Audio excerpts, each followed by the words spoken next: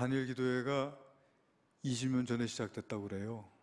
잘 몰랐었는데 벌써 20년이나 됐더라고요. 서울 오륜교회에서 시작된 기도회가 이제 2017년 올해 전국의 1만 교회, 그러니까 9,743개 교회가 함께 참여하는 기도회가 되었고, 우리 교회도 올해부터 함께 참여하게 되었는데 참 큰 은혜가 된다, 그런 생각이 들어요.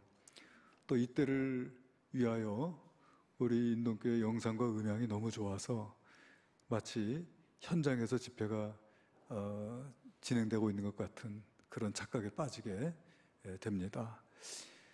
이번 이 단일 기도회 21일 동안 진행되는데 하나님의 말씀과 또 성령의 은혜에 깊이 잠길 수 있는 기간이 아닌가, 그런 생각이 들어서 참 기쁘게 생각이 됩니다. 많이 참여하실 수 있게 되기를 바랍니다. 우리가 세상을 살아가는 가운데 가장 큰 복이 여러분 뭔지 아세요? 우리가 영적으로 성장하는 것입니다. 그것만한 복이 없는 거예요, 여러분. 영적으로 성장할 수 있는 은혜로운 시간이 되실 수 있게 되기를 간절히 바랍니다. 오늘 우리가 봉독한 말씀을 가지고 하나님께서 오늘 우리에게 주시는 말씀을 상고해 보도록 하겠습니다. 오늘 말씀의 내용은 버가모 교회 사자에게 주신 주님의 말씀입니다. 그러니까 편지의 수신자는 버가모 교회 사자가 되겠고요. 편지를 보내신 분은 주님이신데 성경의 좌우에 날선 검을 가지신 분이라고 그렇게 묘사가 되어져 있습니다. 이 버가모, 이 페르가모라고 하는 도시인데요, 이 페르라고 하는 말과 가모라고 하는 말이 합쳐진 단어라고 합니다.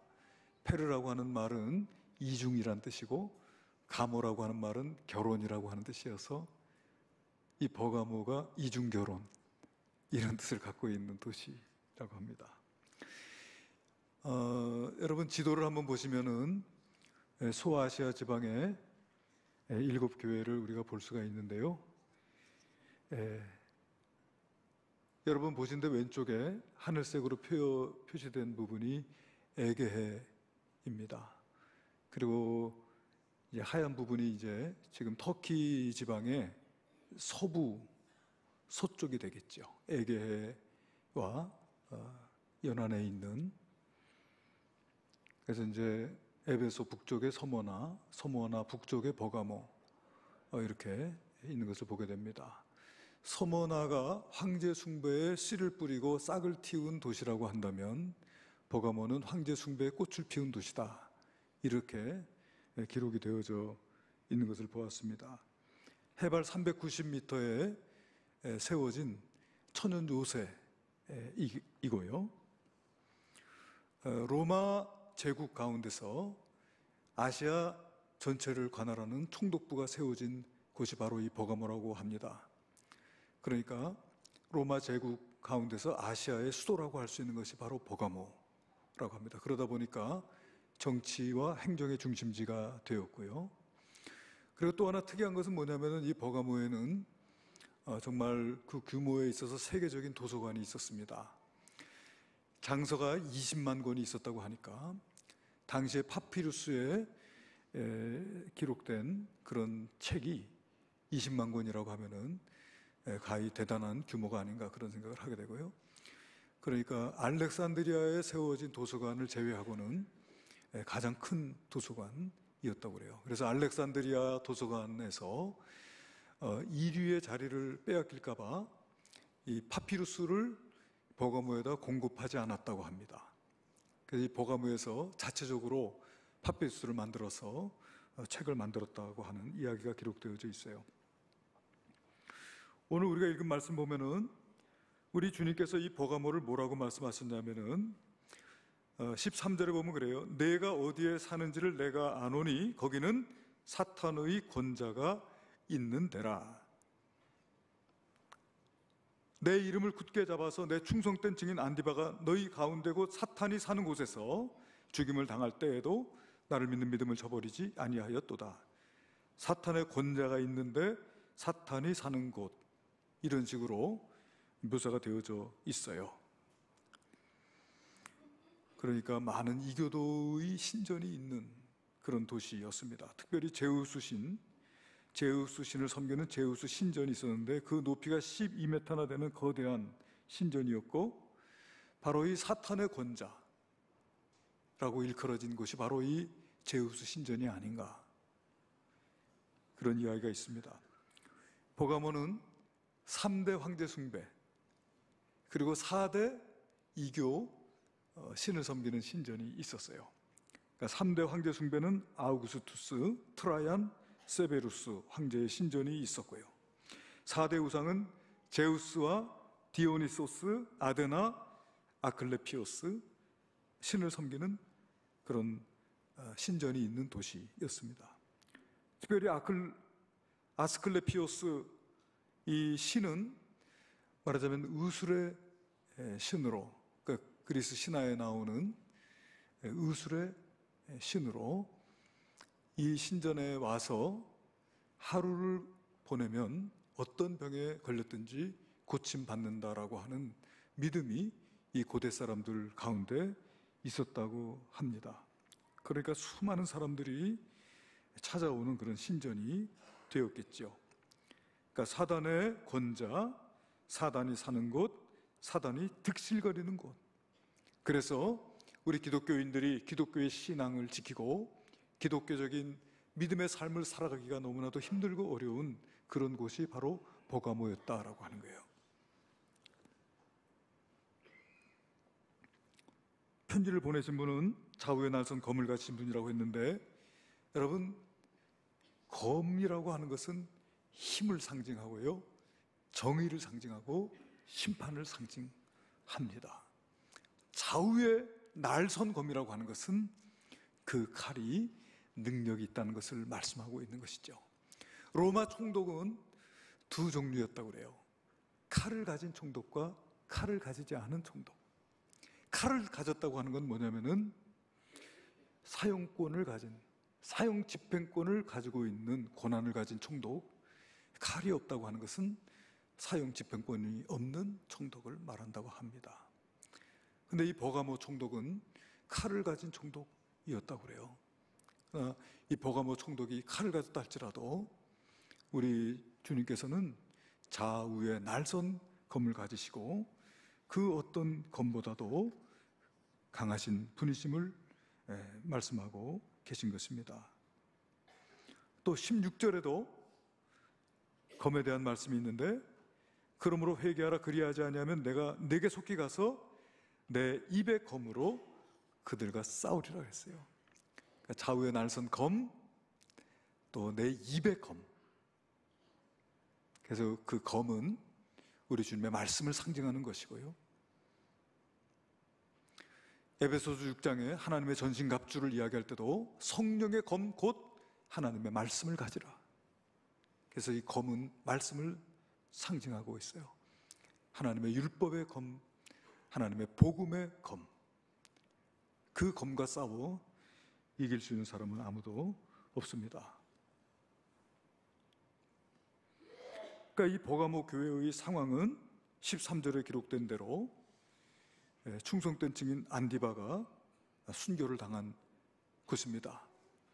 예수를 믿기 위해서 죽임을 당할 수 있는 그런 곳이었고, 이 안디바라고 하는 사람이 정말 주님의 충성된 종이었는데 순교를 당할 때 아마도 그랬겠지요. 누구든지 예수를 믿는 자는, 누구든지 이 황제의 신전에 굽혀 경배하지 않는 자는 이와 같이 죽임을 당하리라. 그럼에도 불구하고 예수 그리스도의 이름을 굳게 잡고 믿음을 지켰던 충성스러운 일꾼들이 이 버가모 교회에 있었다라고 하는 것을 주님께서 알고 계세요. 그래서 우리 주님께서 버가모 교회를 칭찬해 주셨습니다. 우리 주님은 어떤 분이라고 했습니까? 우리 주님은 모든 것을 아시는 분이세요. 믿습니까? 에베소 2장 2절에 보면은 요한계시록 2장 2절에 보면은 에베소 교회에 주신 말씀에서 뭐라고 하셨냐면은 2장 2절 한번 읽어볼까요? 내가 내 행위와 수고와 내 인내를 알고 또 악한 자들 용납하지 않은 것과 자칭 사도라되 아닌 자들을 시험하여 그의 거짓된 것을 내가 드러낸 것을 안다, 그 말이거든요. 우리 주님은 우리의 행위 또 우리의 모든 수고와 인내를 아신다는 거예요. 아무도 몰라줘도 주님은 아세요. 그리고 또 2장 9절에 보면, 이건 서문학교에 주신 말씀인데 9절에 한번 같이 읽어볼게요. 내가 내 환난과 궁핍을 알거니와 실상은 내가 부요한 자니라. 그래서 모든 환난과 궁핍을 주님께서 다 알고 계시고 그 실상은 너는 부유한 자라고 하는 것까지도 주님께서 알고 계시고, 또 오늘 우리가 읽은 말씀에 내가 어디에 사는지를 내가 안다. 여러분, 우리가 어떤 곳에 사는지 주님께서 다 아세요. 우리가 살아가고 있는 것도 만만치 않지요. 황금이 힘을 가지고 있는 이 시대, 그리고 여러분 얼마나 육적인 쾌락과 또 이 탐욕의 유혹의 물결이 넘실거리고 있는지 모릅니다. 이런 곳에서 우리가 살아가고 있다라고 하는 것도 주님께서 다 알고 계신 거예요. 그런 곳에서 믿음을 지키고 예수님의 이름을 굳게 잡고 순교할 수 있는 신앙을 가졌다라고 하는 거 얼마나 귀한 일입니까? 그런데 이 버가모 교회에도 책망할 것이 있다. 두어 가지 책망할 것이 있나니. 그게 뭐냐 하면은 14절에 뭐라고 했습니까? 거기 내게 발람의 교훈을 지키는 자들이 있도다. 거기 예수님의 이름을 붙잡고 순교할 만한 참으로 신실한 일꾼들, 충성스러운 일꾼들도 있지만은 거기 발람의 교훈을 따르는 자들도 있더라는 것이죠. 그리고 15절에 보면은 이와 같이 내게도 니골라 당의 교훈을 지키는 자들이 있도다. 그래서 니골라 당의 교훈, 발람의 교훈, 이 두 가지구나. 이 두 가지를 하나로 묶을 수도 있을 것 같고요, 엄밀히 말하면 둘로 나눌 수도 있을 것 같아요. 이 발람의 교훈이라고 하는 게 무엇인가요? 이 발람이라고 하는 사람은 사실은 성경에 별로 비중이 없는 사람인 것 같지만은 민수기 22장부터 25장까지 22, 23, 24, 25 4장에 걸쳐서 그 이름이 나타나고 있고요, 베드로 후서, 유다서, 요한계시록, 신약 성경까지 4권에 걸쳐서 그 이름이 등장하고 있는 사람이에요. 그러니까 성경 전체로 볼 때 상당히 비중 있는 사람이라는 걸 알 수가 있는데, 이 발람이라고 하는 사람에 대한 기록이 좋은 기록은 별로 없어요. 성경에 보면은 선지자라고 그를 부른 것도 있고요, 주술사라고 부른 부분도 있어요. 그리고 특별히 신약성경 베드로후서 2장 15절을 보면은 이 발람에 대해서 뭐라고 하냐면은 그는 불의의 삭슬 사랑하다가 자기의 불법으로 말미암아 책망을 받되 말하지 못하는 나귀가 사람의 소리로 말하여 이 선지자의 미친 행동을 저지하였느니라. 이렇게 기록되어져 있어요. 불의의 삭슬 사랑하다가 불의를 행하다가 나귀에게 책망을 들었는데 나귀가 그의 미친 행동을 책망했다고 이렇게 기록돼 있습니다. 그리고 유다서에도 보면 뭐라고 했냐면은 삭슬 위하여 발람의 어그러진 길로 몰려갔으며, 그래서 이 발람이라고 하는 사람은 어떤 사람이냐 하면은 불의의 삭슬 사랑하고 그 불의의 삭슬 사랑함으로 불법을 행하고 불의의 삭슬 사랑함으로 어그러진 길을 행하며 미친 행동을 했던 사람으로 그렇게 기록이 되어져 있어요. 그 이름이 성경에 여러 번 등장하는 것과 비해 볼 때 참으로 안타까운 일이 아닐 수가 없겠죠. 가서는 안 되는 길인데 불의의 삭슬 사랑했기 때문에 갔고요. 해서는 안 되는 일인데 자기 욕심을 따라서 행했다. 그의 이야기는 그렇습니다. 이스라엘 백성들이 이 광야를 지나 가나안 땅을 향해 갈 때에 이 모압 왕 발락이라는 사람이, 이름이 비슷해 좀 헷갈리죠? 모압 왕은 발락이고 이 선지자는 발람이에요. 이 발람인데 이 사람은 아주 주술적인 힘을 가지고 있는 사람으로 정평이 나 있어서 이 모압 왕 발락이 사람을 보내서 발람을 부릅니다. 너는 와서 이스라엘 백성들을 저주해달라는 거예요. 내가 싸워서 이길 자신이 없는데 당신이 와서 저주해주면 우리가 혹 이길 수 있겠다라고 하는 것이죠. 처음에는 발람이 하나님께 기도하니까 하나님이 가지 마라. 이스라엘 백성들 저주하면 안 돼. 그래서 안 가겠다고 그랬어요. 그런데 이 발락이 더 많은 예물과 또 더 높은 지위의 신하들을 보내가지고 많은 물질과 세상 명예를 가지고 유혹을 하면서 와라 하니까 하나님께 다시 기도했어요. 하나님의 뜻을 분명히 아는데 왜 자꾸 기도하냐. 그러니까 결국은 하나님의 뜻 앞에서 자기의 생각을 주장하는 것이죠. 이번에 그 다니엘 기도회를 통해서 은혜 받은 많은 말씀들이 있지만 그 가운데서 한 분이 그렇게 말하되, 하나님 나의 기도를 듣지 마소서.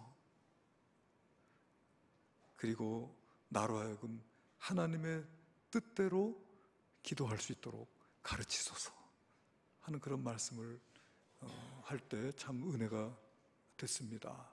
그런데 이 발람은 거꾸로예요. 하나님의 뜻을 이미 알았지만 하나님의 뜻 앞에서 자기의 생각을 또 가면 안 돼요. 한 거죠. 그게 이제 타협하는 것입니다. 하나님의 뜻 앞에서 자기 생각을 내세우면서 타협하는 거예요. 그게 타협주의 신앙입니다. 그게 발람의 교훈인 거예요. 그러면서 결국은 뭡니까? 하나님, 내가 가고 싶은데 가면 안 돼요? 가도 저주 안 하면 되잖아요. 이런 식인 것이죠. 가도 저주는 안 하면 되잖아요. 그런 식으로 이제 하나님께서는 끝까지 안 된다고 하면 좋은데 그럼 가라. 우리가 하나님을 섬길 때 하나님의 허락이 아닐 때가 있음을 기억해야 돼요. 예. 근데 이제 발람이 가다가 길거리에서 나귀에게 욕을 당하잖아요. 나귀한테 책망을 듣고 그래도 갑니다. 그래도 가서 이스라엘을 3번 저주하려고 하는데 하나님께서 강권적으로 막으셔서 그가 저주하려고 입을 열 때마다 축복하는 거예요. 그러니까 모압 왕 발락이 화가 나가지고, 내가 그대를 부른 것은 이스라엘을 저주하라고 부른 것인데 그대는 어찌하여 3번이나 축복하느냐 하면서 가라고 합니다. 발람과 발락이 이제 결별하게 되는 것이죠. 그런데 이 발람이 그냥 돌아가지 않고요, 발락을 붙잡습니다. 성경에는 안 나와 있어요. 붙잡았다는 얘기는 없지만은 미루어 짐작하건대 뭐라고 하냐면은, 내가 이스라엘을 저주하지는 못했지만은 당신이 이스라엘을 이길 수 있는 방법을 내가 가르쳐 주겠다는 거예요. 그러니까 발락이 그래, 그건 뭐냐? 그러니까 모압에 이쁜 여자들이 있지 않느냐? 그 이쁜 여자들을 이스라엘로 보내서 남자들을 유혹해라. 그래서 그 남자들로 하여금 바알의 신전에 제사를 드리도록 그들을 유혹하라는 것이죠. 그래서 이방 신전에 와서 제사를 드리고 이방의 우상을 먹게 믿게 하고 그들로 하여금 행음하게 하라는 거예요. 그래서 실제로 이 발락이 그렇게 했고요.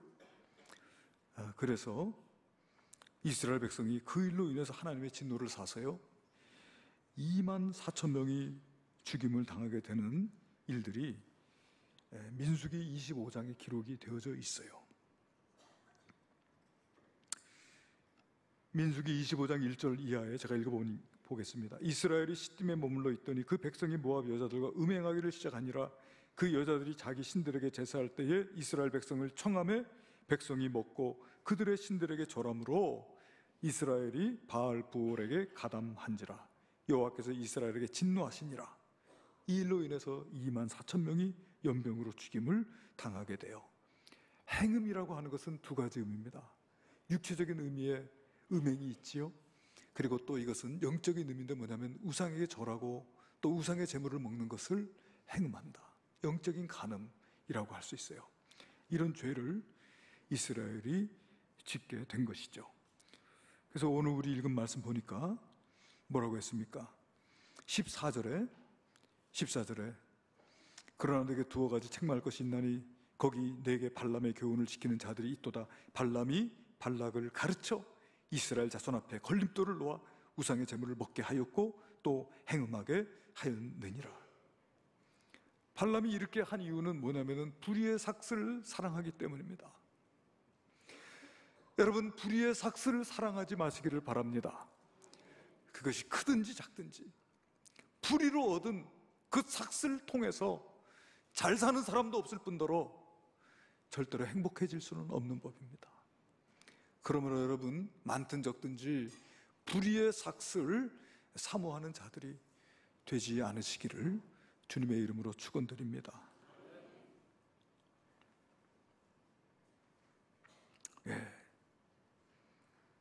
저는 오늘 말씀을 준비하면서 이 발람의 교훈에 대한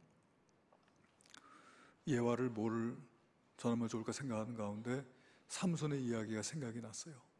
이 삼손은 나실인이고 이스라엘의 사사고 영웅입니다. 그는 길에서 사자를 만나서 그 사자를 염소 새끼를 찢듯이 맨손으로 찢었다고 성경에 기록되어져 있어요. 힘이 장사죠. 그리고 나귀 턱뼈를 가지고 블레셋의 용사들을 1000명을 그가 죽였습니다. 그러니까 일당 100이 아니라 일당 1000의 용사인 거예요. 일당 1000 아니라 일당 10,000이라도 할 수 있는 사람입니다. 그렇게 강한 죄송합니다. 그렇게 강한 주의 일꾼인데 그가 어디서 넘어집니까? 들릴라라고 하는 여자의 무릎 위에서 넘어지는 거예요. 내가 예수님의 이름을 붙잡고 내가 순교적인 상황에서도 내가 주님을 배반하지 않는 그런 믿음을 갖고 있었는데, 그런데 은밀히 찾아온 유혹 앞에서 넘어지고 마는 거예요. 이게 버가모 교회의 잘못이라고 하는 것이죠. 교회 와서 예배 드리지만은 실제적인 삶 속에 있어서 불법을 저지르는 것이죠. 그러한 모습이 저와 여러분 가운데 있다면 우리 주님께서 그것을 철저하게 회개하라고 우리에게 말씀하고 계세요. 회개합시다. 미국에 포르노를 감시하는 기구가 있나 봐요. 카버넌트 아이즈라고 하는 그런 단체인데, 이 단체에서 무슨 발표를 했냐면은 기독교를 믿는 남성 가운데서 50%가 포르노에 중독되었다. 또 기독교 여성 20%가 포르노에 중독되었다. 이렇게 발표를 했습니다. 이것이 미국에서 발표한 것이고, 또 뭐 어떤 절차를 거쳐서 조사한 것인지에 대해서는 전혀 알 수가 없으니까 뭐 믿을 수 없는 자료라고 하더라도 그래도 상당히 충격스러운 이야기가 아닐 수가 없는 것이죠. 그러니까 그들 가운데서는 이 근본주의, 그러니까 아주 철저한 보수적인 신앙을 내세우면서도 실제적으로는 자기의 삶 속에 있어서는 그 포르노를 즐기는 그런 모습으로 신앙생활을 하고 있는 자들이 있다라고 하는 거예요. 이것이 여러분 발람의 교훈을 따는 것이다 라고 할 수가 있겠죠. 니골라당의 교훈은, 이 니골라라고 하는 사람은 초대교회 7지사 가운데 한 사람인데 후에 변질된 것이죠. 이단 사상에 그가 물들어서 변질되어서 자기만 변질되었을 뿐만 아니라 많은 성도들을 미혹하게 되었는데, 이 니골라당이라고 하는 것이 여러분 에베소 교회에도 있었습니다. 요한계시록 2장 6절에 보면 오직 내게 이것이 있으니 내가 니골라당의 행위를 미워하는도다. 나도 이것을 미워하노라 그랬어요. 그러니까 이 니골라당이라고 하는 것이 에베소에도 있고 버가모에도 있고, 그러니까 이 초대교회 시대에 성행했던 이단이었다는 것을 우리가 알 수가 있죠. 그러니까 이 니골라당이라고 하는 게 구체적으로 무엇인지를 말해주는 그런 근거들이 많지 않은 것 같아요. 그래도 미루어 짐작할 때는 초대교회에 그 영지주의라고 하는 이단이 있었습니다. 아주 극단적인 이원론을 신봉하고 있는, 그러니까 헬라적 이원론이에요. 극단적인 헬라적 이원론을 신봉하는데, 이건 뭐냐면은 영과 육을 나누는 것입니다. 영과 육을 나누어서 우리는 믿음으로써 우리의 영이 구원받았기 때문에 우리 육은 뭐 이래도 저래도 상관없다라고 하는 그런 식의 가르침인 거예요. 영과 육을 분리해서 영은 믿음으로 구원을 받았으니 육은 아무렇게나 해도 상관이 없다. 이미 구원을 받았기 때문에 어떤 죄를 지어도 상관없다고 하는, 이게 오늘날 구원파와 같은 비슷한 교리를 가지고 있는 이단입니다. 율법을 지키지 않아도, 또 도덕적으로 문란한 삶을 살아도 아무것도 문제될 것이 없다. 그렇기 때문에 그들의 삶 속에서 무절제하고 또 무질서한 삶을 살았다라고 하는 것입니다. 하나님 앞에서 우리의 영혼이 구원받았기 때문에 몸은 땅에 묻혀 썩어질 것이기 때문에 이 육신은 마음대로 살아도 된다는 거예요. 세속에 물들어도 육신의 정욕을 억제하지 않아도 먹고 마셔도 영만 순수하면 된다. 이것이 니골라당의 교훈입니다. 그러나 여러분, 영만 순수할 수 있습니까? 이것은 거짓입니다. 여러분, 우리의 몸과 영이 하나인 줄로 믿습니다. 성경은 우리 몸과 영이 하나인 것을 말씀하고 있어요. 그래서 이와 같이 버가모 교회에는 충성된 자들도 있었지만 그 충성된 자들 가운데 이 사탄이 득실거리는 이 상황 속에서 살아가면서 발람의 교훈에 넘어지고 니골라당의 교훈에 넘어지는 사람들이 있더라고 하는 것이죠. 근데 우리 주님께서 발람의 교훈에 넘어진 자, 니골라당의 교훈에 넘어진 자를 버리지 아니하시고 그들에게 회개를 촉구하고 계세요. 할렐루야. 그것이 은혜인 줄로 믿습니다.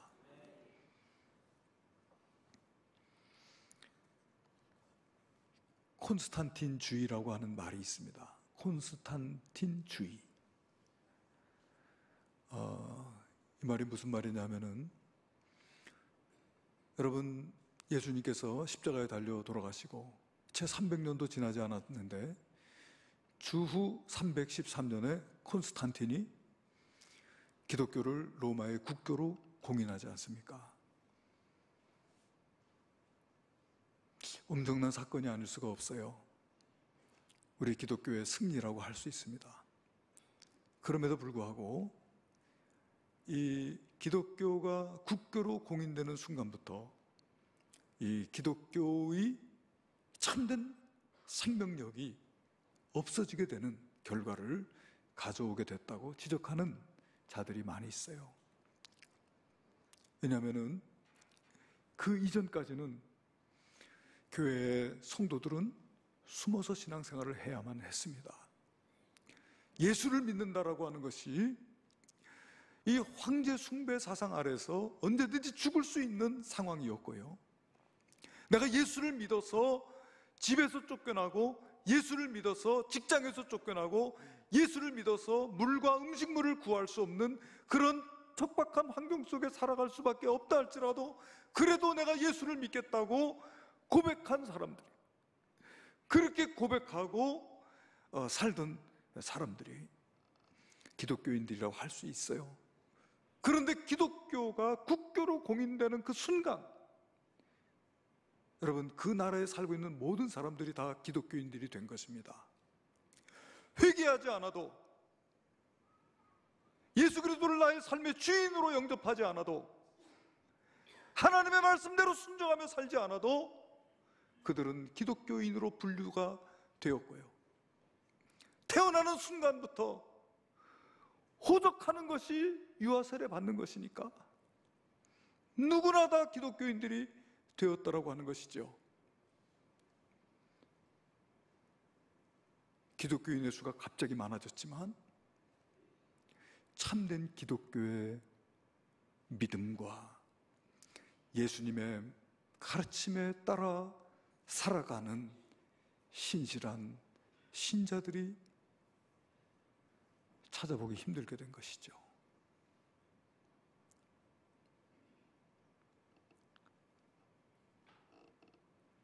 기독교가 그 전까지는 로마 제국의 위협이 되었는데, 그것이 국교로 공인되는 순간 정경, 유착처럼 기독교와 정부가 유착이 되고, 기독교는 정권의 지지 세력이 되고 하는 그런 어떤 일련의 변화들을 가리켜서 콘스탄틴주의라 그렇게 읽었습니다. 우리나라는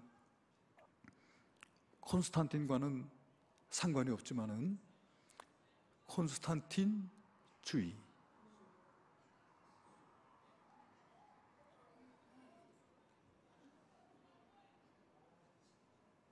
이 콘스탄틴주의와는 연관이 있다. 네.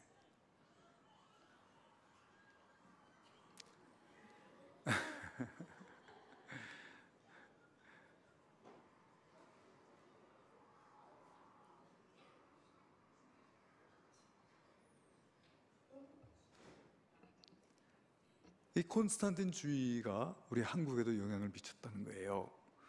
왜냐면은 기독교가 우리 한국에 들어올 당시에, 여러분, 천주교와 기독교 선교 초기에 얼마나 많은 사람들이 죽임을 당했습니까?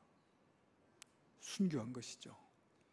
지금 여러분 서울의 마포 합정동에 가면은 절두산 있잖아요. 그 절두산, 예수 믿는 사람 목 베어가지고 산에서 떨어뜨려 죽인 산이라고 해서 절두산이라고 하잖아요. 거기 여러분 선교인 묘지, 선교사의 묘지가 있는 것을 우리가 알 수가 있는데, 그처럼 여러분 많은 사람들이 예수 믿고 죽임을 당했습니다. 복음이 들어왔을 때, 그때 당시에 양반 상놈으로 나누어져 있던 이 사회에서 양반들이 자기의 신분을 내려놓고 상놈들과 함께 앉아서 예배드리고, 그리고 여러분 첩을 데리고 살던 사람들이 이것이 옳지 않다고 해가지고 첩을 내보내고, 종을 부리던 사람들이 나도 그리스도의 종이고 너도 그리스도의 종인데 내가 너를 종으로 부리는 것이 옳지 않겠다 해서 종을 내보내 자유 종의 문서를 찢어버리고, 술 끊고 담배 끊고 빈 문서를 찢어버리고, 다시 말하면은 예수 믿는 이 믿음이 자기를 부인하고 자기 십자가를 지는 삶으로 이어지게 된 것이죠. 그런데 기독교가 이 땅에 들어와서 교회가 부흥되기 시작하고, 제가 생각할 때 가장 우리가 분기점을 이룰 수 있다라고 하는 것이 1973년도에 빌리 그레이엄 목사님을 모시고 여의도에서 영적 대부흥 성회를 열게 돼요. 그때 여의도에 수백만 명이 모여서 집회를 가지게 됩니다. 그런데 그 분기점을 넘어서서 우리 한국교회 부흥기를 맞이하는 거예요. 70년대, 80년대 수많은 사람들이 교회로 밀려 들어오게 됩니다. 그러면서 교회가 양적인 성장, 또 이 물량주의 여기에 휩싸이면서 참된 신앙 고백이 있는지, 정말 그 삶이 하나님의 말씀대로 살아가려고 하는 경건한 모습이 있는지 확인하지 않은 채 세례를 주고 종교인이 되고 하는 이런 일들이 우리 한국교회에 있었습니다. 그것이 여러분 한국교회에 들어왔던 콘스탄틴주의가 아닌가, 그렇게 생각할 수가 있어요. 그렇게 하니까 여러분, 산에서 솟아나는 그 옹달샘은 비록 양은 작을지라도 그것이 시원한 생수고 그것이 사람을 살리는 물이 될 수 있지만은, 여러분 홍수가 나가지고 정말 많은 물들이 범람했을 때 그 물들은 마실 수 없는 물이 되는 것처럼 말이죠. 우리 기독교가 참다운 생명력을 잃어버리고 세상과 교회 안이 구별되지 않는 모습으로 존재하게 되었기 때문에, 교회 안에 예수 그리스도의 이름을 붙잡고 그 이름을 위하여 목숨을 버릴 수 있는 충성스러운 일꾼들도 있지만은, 오늘 발람의 교훈, 니골라당의 교훈에 빠져서 헤매이고 있는 성도들도 있다라고 하는 것이죠. 제가 볼 때 우리 한국교회는 이 버가모 교회의 상황과 같다. 그러나 우리 주님께서 이 버가모 교회의 발람의 교훈에 물든 자, 니골라당의 교훈에 물든 자에게 회개를 촉구하고 계시다는 것, 은혜인 줄로 믿습니다. 네, 주님께서 부르고 계세요. 16절에 뭐라고 했습니까? 그러므로 회개하라. 회개하라. 여러분, 회개가 무엇입니까?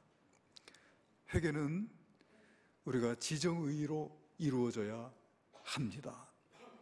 지적인 회개는 죄를 깨닫는 것이죠.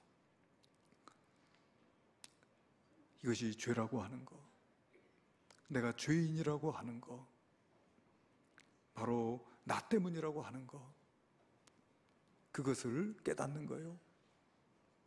그것이 지적인 회개라고 할 수 있겠어요. 여러분, 그것도요, 하나님께서 우리에게 지혜와 계시의 영을 주실 때 나의 죄를 보게 될 수 있는 줄로 믿습니다. 주여, 저에게 지혜와 계시의 영을 주셔서 나로 하여금 내 안에 있는 죄를 보게 하소서. 그 죄가 얼마나 흉악한지를, 그 죄가 얼마나 더러운지를 나로 하여금 밝히 알게 해 주옵소서. 그러한 기도가 있어야 될 줄로 믿습니다. 그리고 정적으로 회개하는 것은요, 그 죄를 슬퍼하고 통회하는 것이죠. 그 죄로 인해서 참으로 아파하고 괴로워할 수 있는 것이죠. 하나님, 나로 하여금 베옷을 입고 제 위에 앉을 수 있도록 인도하여 주옵소서. 그렇게 기도할 수 있기를 바랍니다. 그리고 의지적으로 회개하는 것은 그와 같은 죄를 버리고 새 삶으로 돌아서는 것입니다. 그렇게 회개하라. 그래서 이 시간 우리 주의 성령께서 우리의 심령을 빛으로 조명하여 주시면, 주님, 우리로 하여금 내 속에 은밀하게 숨어있는 내 죄를 보게 하시고 그 죄를 끄집어내어 주님 앞에 용서를 구할 수 있는 저희들이 되게 하여 주시기를 바랍니다. 예. 그렇게 하면은, 그렇게 하지 않으면, 또 그렇게 하면 이라고 하는 대답이, 말씀이 있어요. 그리하지 아니하면 내가 내게 속히 가서 내 입에 검으로 그들과 싸우리라 했습니다. 여러분, 우리 주님과 싸우면 안 돼요. 우리 주님을 우리 편으로 삼아야 합니다. 아멘. 예. 우리 주님은 강한 용사요. 그분과 싸워서 이길 사람이 없기 때문에 그분의 편에 서야 합니다. 또 그렇게 하면, 회개하면, 이기는 그에게는 내가 감추었던 만나를 주고, 그래서 감추었던 만나, 전에 부잣집 잔치하면은 일하러 그 집에 갔던 그 가난한 엄마들이 그 집에서 전을 부치다가 자기 자식이 그게 먹고 싶어서 빙빙 돌 때 사람들 보는 앞에서 그걸 못 줘요. 그게 어디서 줍니까? 안 해봐서 몰라요? 그 뒷마당에서 감추었다가, 앞치마에 감추었다가 뒷마당에서 그냥 입이 터져라 밀어 넣어주는 거 아니에요? 우리 주님께서 감추었던 만나를 주시겠다고 말씀하십니다. 이 만나는 주님 자신을 말하는 것이고 우리 주님과의 혼인잔치를 상징하는 것이다. 주석에 그렇게 돼 있어요. 또 흰돌을 주시겠다고 했습니다. 흰돌은 여러분, 재판정에서 무죄 판결을 받은 자에게 흰돌을 주었다 그래요. 무죄를 확증하는 것이고, 유죄를 선언할 때는 검은 돌을 주었다고 하는 것이죠. 그래서 죄 없음을 확증해 주시겠다라고 하는 뜻으로 우리가 읽을 수 있고요. 또 당시의 흰돌은 초대장이었다고 그래요. 흰돌, 혼인잔치에 참여할 수 있는 초대장을 흰돌을 줬다는 것이죠. 그래서 흰돌은 우리 주님과 천상에서 이루어질 혼인잔치에 대한 초대장이다. 그것을 주시겠다고 말씀하신 것이고, 또 그 흰 돌에는 이름이 새겨져 있다고 했습니다.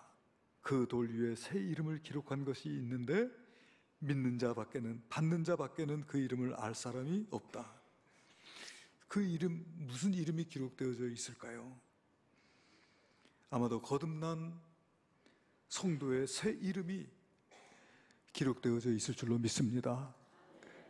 여러분, 저와 여러분이 이 발람의 교훈과 니고라당의 교훈으로부터 돌이켜 주님 앞에 참다운 회개를 함으로 숨겨진, 감춰진 만나와 흰 돌을 받을 수 있게 되기를 주님의 이름으로 축원드립니다. 기도하시겠습니다. 은혜로우신 주님, 사단의 권자가 있었던 이 버가모 교회,